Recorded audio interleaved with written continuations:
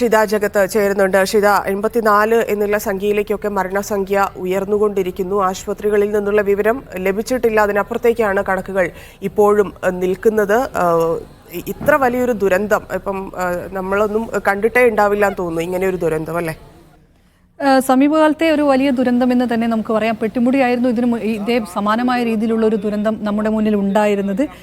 ഇപ്പോൾ 84 മരണസംഖ്യ ഉയരുകയാണ്. ഓരോ നിമിഷവും കൂടുമ്പോൾ മരണസംഖ്യ ഉയരുന്നതാണ് നമുക്കിപ്പോൾ കാണാൻ കഴിയുന്നത്. കൽപ്പറ്റ ഗവൺമെൻറ് ആശുപത്രിയിൽ ഉള്ളത് പരിക്ക് പറ്റി ചികിത്സയിൽ കഴിയുന്നത് 12 പേരാണ്.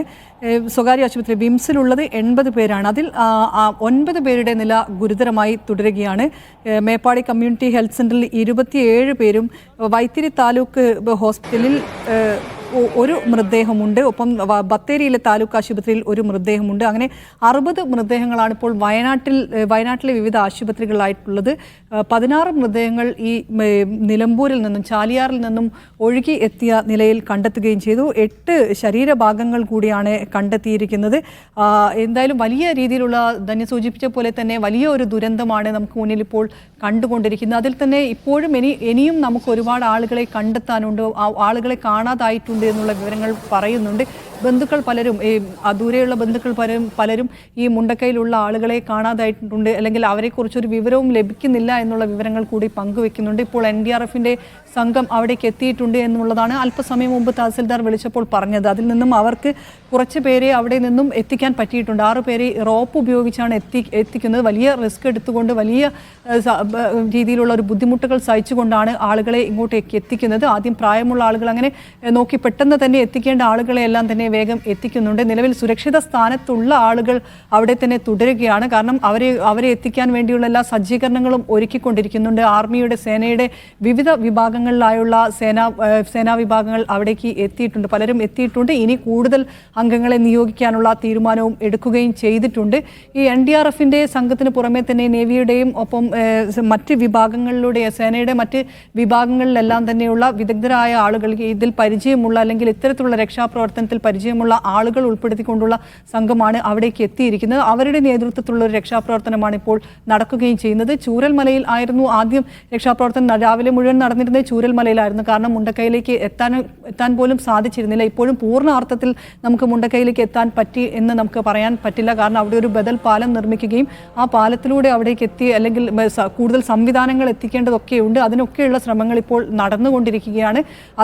അതിന് പുറമെയാണ് ഇപ്പോൾ ആളുകളെ മറ്റേതെങ്കിലും ഒക്കെ വഴികളിൽ കൂടി എല്ലാ വഴികളും അന്വേഷിക്കുകയാണ്. കാരണം ജീവന് വേണ്ടി ആളുകൾ കേഴുകയാണ്, ജീവൻ രക്ഷിക്കാൻ വേണ്ടി ആളുകൾ ആവശ്യപ്പെടുകയാണ്. അതിൻ്റെ സാഹചര്യത്തിൽ എല്ലാ വഴികളും നോക്കിക്കൊണ്ട് ഓരോ ജീവനും രക്ഷപ്പെടുത്തുക എന്നുള്ളൊരു തീരുമാനത്തിൻ്റെ പുറത്ത് അത്തരത്തിലൊരു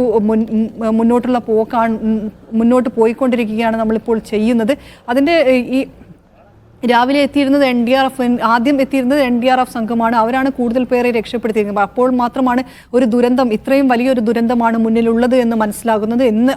അപ്പോഴും ഈ മുണ്ടക്കയിൽ എന്താണ് സംഭവിച്ചത് എന്നുള്ളത് ഇപ്പോഴും നമുക്കിപ്പോൾ അവിടെ നിന്ന് ആളുകളെ രക്ഷപ്പെടുത്തി കൊണ്ടുവരുന്നതല്ലാതെ എത്ര ആളുകൾ അവിടെ കുടുങ്ങിക്കിടക്കുന്നുണ്ട്, എത്ര ആളുകൾ മണ്ണിനുള്ളിലുണ്ട് എന്നതുൾപ്പെടെയുള്ള കാര്യങ്ങളൊന്നും തന്നെ ഇതുവരെ പുറത്തേക്ക് എത്തിയിട്ടില്ല. അവിടെ കുറച്ച് പേർ റിസോർട്ടിലും ഒപ്പം തന്നെ മറ്റ് ഹോം സ്റ്റേയിലുമൊക്കെ ആയി തന്നെ ഒരു 150ഓളം ആളുകൾ അവിടെ കഴിയുന്നുണ്ട്. അവർ ഇപ്പോൾ സുരക്ഷിതരായി തന്നെ നിൽക്കുകയാണ്. എന്നിരുന്നാൽ പോലും അവരെ എത്രയും പെട്ടെന്ന് മറ്റൊരു സ്ഥലത്തേക്ക്, ഇവിടെ ഈ വീണ്ടും മലവെള്ളപ്പാച്ചിലൊക്കെ ഉണ്ടാകാനുള്ളൊരു സാധ്യതയുണ്ട്. ഇത്തരം അവരുടെ ചുറ്റും എന്ന് പറയുന്നത്, അവർ നേരത്തെ സംസാരിച്ചപ്പോൾ പറയുന്നത് ചുറ്റും കാണുന്നത് ഇത്തരത്തിലുള്ളൊരു ഈ വെള്ളമെല്ലാം ഒഴുകിപ്പോകുന്ന ഒരു കാഴ്ചയാണ്. കല്ലും മണ്ണും മരവും എല്ലാം വന്നിരിക്കുന്നതാണ്. അതുകൊണ്ട് തന്നെ അവരെയും എത്രയും പെട്ടെന്ന് തന്നെ സുരക്ഷിത സ്ഥാനത്തേക്ക് എത്തിക്കേണ്ടതുണ്ട്. അതിനുള്ള എല്ലാ നടപടികളും നടത്തിക്കൊണ്ടിരിക്കുകയാണ്. രക്ഷാപ്രവർത്തനത്തിൽ വേണ്ട രീതിയിലുള്ള കാര്യങ്ങളെല്ലാം തന്നെ ചെയ്യാനുള്ള നീക്കങ്ങൾ നടത്തുന്നുണ്ടെങ്കിൽ പോലും പലപ്പോഴും അത് തടസ്സമായി നിൽക്കുന്നത് ഒരു കാലാവസ്ഥയാണ്.